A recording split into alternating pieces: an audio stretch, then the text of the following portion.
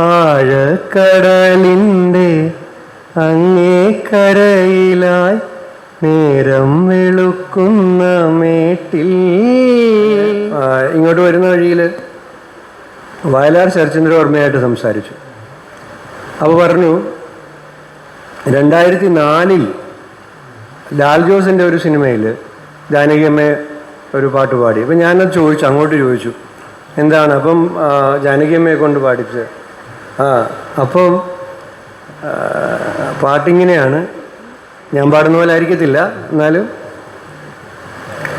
ആഴക്കടലിൻ്റെ അങ്ങേക്കരയിലായി നേരം വെളുക്കുന്ന മേട്ടിൽ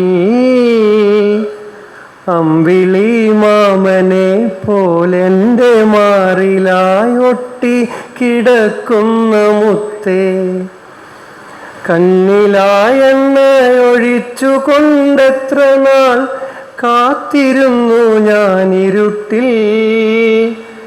ഇന്നെൻ്റെ മൺകുടിൽ മുന്നിലെ തിണ്ണയിൽ പൊന്നായി മിന്നും വിളക്കേ, ആഴക്കടലിൻ്റെ അങ്ങേക്കരയിലായി നേരം വെളുക്കുന്ന മേട്ടിൽ അമ്പിളി മാമനെ പോലെൻ്റെ മാറിലായി ഒട്ടി കിടക്കുന്ന മുത്തേ.